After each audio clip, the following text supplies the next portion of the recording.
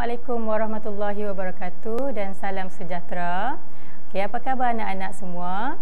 Okey, dalam video pembelajaran kita pada hari ini, kita akan belajar subjek sains tingkatan 3, bab 10, subtopik 10.1, perkembangan dalam astronomi, bahagian 3. Oleh saya, Cikgu Sarika binti Syamsuddin dari SMK Bukit Payung, Pokok Sena, Kedah. Okey, standard kandungan 10.1, perkembangan dalam astronomi. Objektif pembelajaran menerangkan dengan lakaran mengenai perkembangan sejarah model sistem suria. Okey, kita tengok sekali lagi kata kunci. Yang pertama, geosentrik. Yang kedua, heliosentrik. Yang ketiga, hukum Kepler. Dan yang keempat, elips. Okey, mari kita tengok sekali lagi tokoh yang terlibat dalam sejarah model sistem suria. Yang pertama, Claudius Ptolemy. Yang kedua, Nicolaus Copernicus. Dan yang ketiga, Johannes Kepler. Okey, hari ini kita akan mengenali sejarah model sistem suria oleh Kepler. Siapa itu Kepler? Beliau merupakan ahli astronomi, matematik dan astrologi Jerman. Beliau mengubah suai model heliosentrik dengan matahari pada titik fokus sepunya pada orbit elips planet mengikut hukum Kepler. Mari kita tengok model heliosentrik yang diubah suai. Okey, helio bermaksud matahari. Sentrik bermaksud berpusat. Matahari berada pada pusat sistem suria dan bumi dan planet lain beredar mengelilingi matahari dalam orbit berbentuk elips. Okey, baik.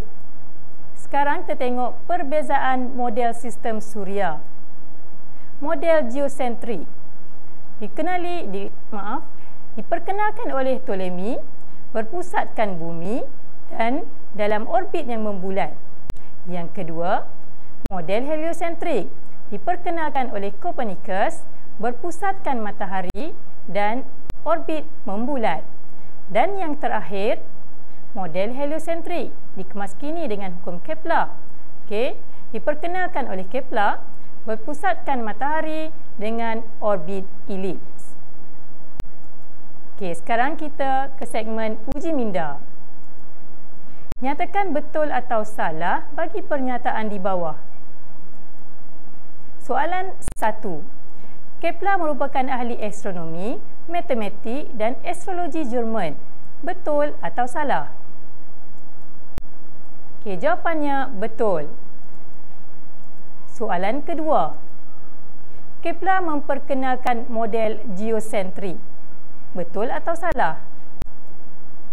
Jawapannya salah. Kepler membina model heliosentrik yang dikemaskini dengan hukum Kepler. Soalan ketiga. Dalam model heliosentrik, matahari bertindak sebagai pusat sistem suria.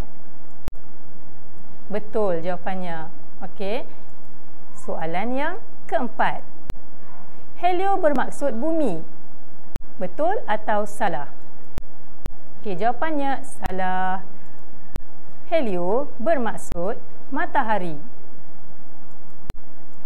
Soalan kelima.